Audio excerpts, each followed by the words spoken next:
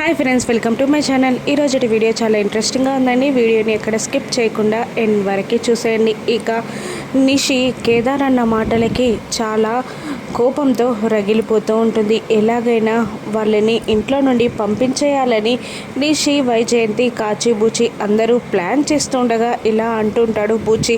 వాళ్ళని ఇంట్లో నుండి పంపించేయాలన్న ఆలోచనలో అసలు మనకు ఇంట్లో చోటు లేకుండా పోతుందన్న విషయమే మర్చిపోతున్నారు మీరు అని బూచి అంటుండగా, కాచి ఇంత సీరియస్గా మాట్లాడుతున్నప్పుడు నువ్వు అలా జోక్స్ చేస్తావేంటి అని అంటూ ఉంటుంది. అలా కాదు, సురేష్ అన్నయ్య వదిన ఎంత స్పీడ్గా కలిసిపోతున్నారో చూసారా?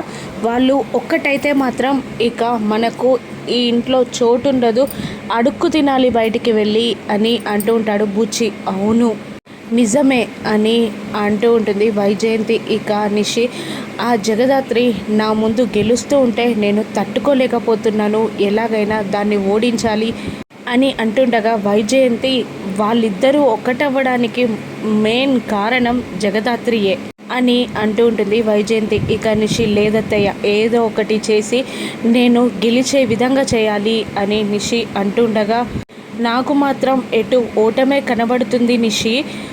ఒకవైపు సురేష్ బావ, కౌశికి అక్క ఒకటవుతున్నారు, వాళ్ళకి కారణం జగదాత్రి, కేదార్లు. వీళ్ళని బయటకి పంపించేద్దాము అంటేనేమో అది సాధ్యం అవ్వడమే లేదు, ఇక మనకు ఓటమే కనబడుతుంది అని అంటూ ఉంటుంది కాచి నిషితో. ఇక లేదు, అన్నయ్య ఇచ్చిన ఆ ప్రేమగా ఇచ్చిన శారీని కౌశికి వదిన కట్టుకోకుండా చేయాలి అని కౌశికి గుచ్చి, సురేష్ గుచ్చి నిషి అంటూ ఉండగా, ఎలా అమ్మి అది అని వైజయంతి అడుగుతుంటుంది.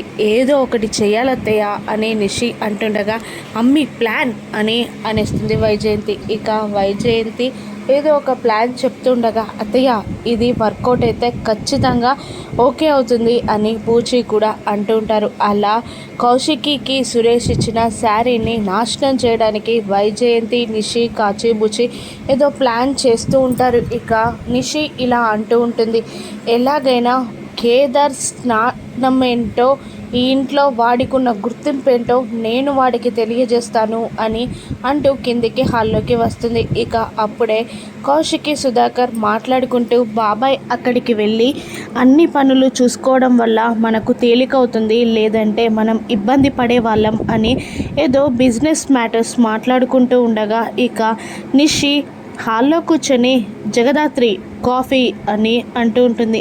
నిషి తీసుకొస్తున్నాను అని దాత్రి అంటుండగా, ఇక ముందుగా వాటర్ తీసుకురా అని అంటూ ఉంటుంది. ఇక కౌశికి కోపంగా చూస్తూ ఉండగా, కేదార్ వెళ్ళి దాత్రితో నేను వాటర్ ఇస్తాను, నువ్వు కాఫీ పెట్టు అని అంటూ వాటర్ తీసుకెళ్ళి నిషికి ఇస్తాడు.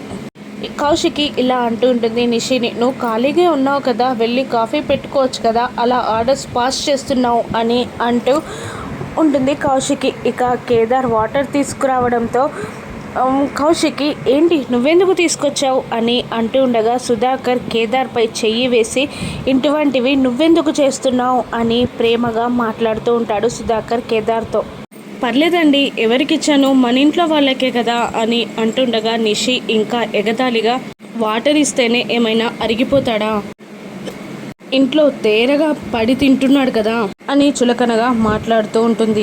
ఇక కౌశికి గట్టిగా అరుస్తూ ఉంటుంది, ఏంటి పిన్ని, ఇంట్లో పనివాళ్ళు లేరా, పనివాళ్ళు లీవ్లో పెట్టినప్పుడు ఉన్న వాళ్ళని కూడా అలా నీళ్లు పంపడానికి పంపించడం ఏంటి, అది అంత అర్జెంట్ పనా అని కౌశికి అంటూ ఉండగా, ఇక ఏంటి వదిన అలా మాట్లాడుతున్నారు, కాఫీ ఇచ్చి నీళ్ళు ఇస్తేనే అరిగిపోతారా వాళ్ళేమైనా అని అంటూ ఉంటుంది. ఇక తేరగా తినే వాళ్ళకు ఆ మాత్రం కూడా సేవ చేయడానికి మనసొప్పదా అని అంటుండగా, జగదాత్రి కోపంగా ఇలా అంటుంటుంది, నిషి నువ్వేది ఏమైనా నన్ను అంటే పడతాను, కానీ కేదార్ అంటే మాత్రం నేను ఊరుకోను అని జగదాత్రి అంటుండగా, ఇప్పుడు కేదార్ అని నేను పేరు పెట్టేం పలకలేదే, నీకు ఎందుకంత కోపం వస్తుంది, నువ్వే తేరగా ఇంట్లో పడి తినేవాళ్ళని మీ ఇద్దరికి అర్థమైందా అని నిషి ఎగతాళిగా మాట్లాడుతూ ఉంటుంది. ఇక యువరాజ్, కాచి ఇద్దరు నిషికి సపోర్ట్గా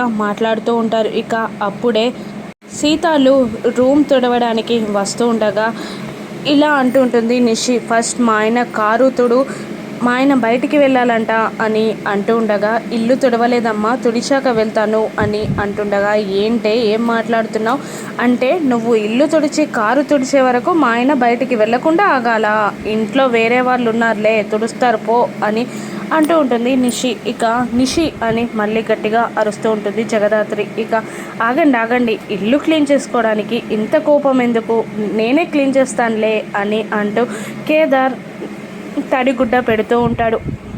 ఇక అప్పుడే టీవీలో బ్రేకింగ్ న్యూస్ వస్తూ ఉంటుంది. పీవీఆర్ కాలేజ్లో మార్కులు రాలేదని ఒక అమ్మాయి ఆత్మహత్య అనగానే అక్కడున్న సీతాలు నిలబడి చూస్తూ ఉంటుంది. ఇక ఆ అమ్మాయి ఫోటో చూపించగానే కింద కూలబడిపోతుంది సుజాత.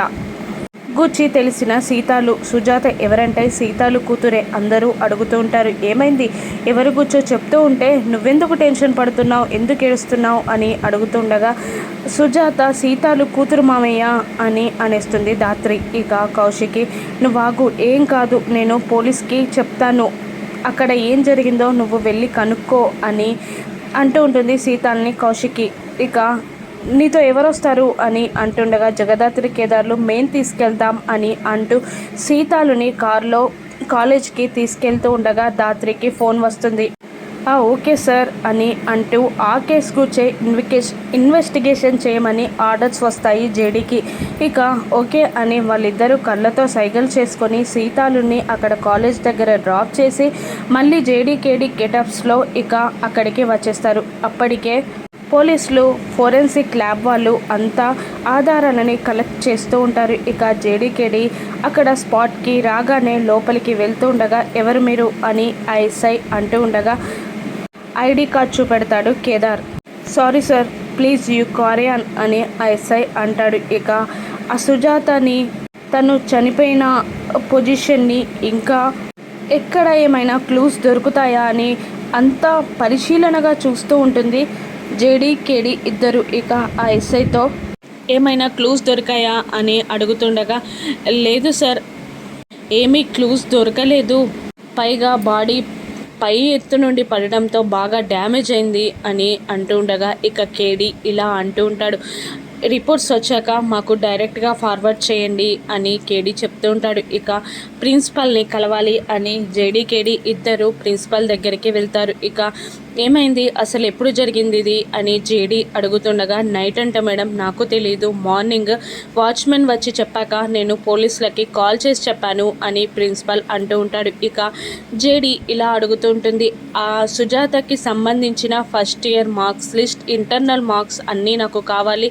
వాళ్ళ ఫ్రెండ్స్ ఎక్కడున్నారు అని అడుగుతుంటుంది జేడీ. నేను అవన్నీ ఏర్పాట్లు చేస్తాను అని అంటూ, అదిగోండి వాళ్ళ రూమ్మేట్స్ అక్కడే ఉన్నారు అని ప్రిన్సిపల్ చూపించగా, ఇక జేడీకేడీ ఇద్దరు సుజాత రూమ్మేట్స్ని అక్కడ ఎంక్వైరీ చేయడానికి వెళ్తారు. ఇక వాళ్ళందరినీ మాట్లాడుతూ ఉంటారు. సుజాత ఎవరి రూమ్మేట్ అంటుండగా, ఒక అమ్మాయి ఎదురుగా వచ్చి నా రూమ్మేట్ మేడం, నా ఫ్రెండే అని అంటూ ఉంటుంది. ఇక ఒక అబ్బాయి దాక్కుని జేడీని గమనిస్తూ ఉండగా, జేడీ వెళ్ళి వాని చెవి మెలిపెట్టి ఇక్కడికి తీసుకొచ్చి, ఎందుకు దాక్కుంటున్నావు అని అంటుండగా, నాకు పోలీసులు అంటే భయం మేడం, అందుకే దాక్కున్నాను, అంతే తప్ప వేరే లేదు అని అనేస్తూ ఉంటాడు అతను.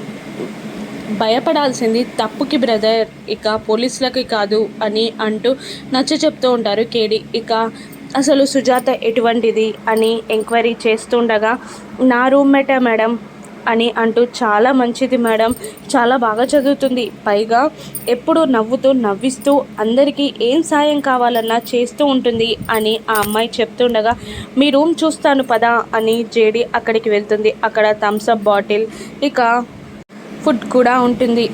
ఇదిగోండి మేడం, ఈ లెటర్ తన బెడ్ పైన ఉంది అని చూపిస్తూ ఉంటుంది ఆ అమ్మాయి. అందులో ఇలా రాసుంటుంది, నాకు మార్కులు తక్కువ వచ్చాయని మా అమ్మకు ముఖం చూపించలేక నేనే ఆత్మహత్య చేసుకుంటున్నాను, నా చావుకి ఎవరు బాధ్యులు కారు అని లెటర్లో రాసి ఉంటుంది. ఇంకా అనుమానం పెరిగిపోతూ ఉంటుంది జేడీకి.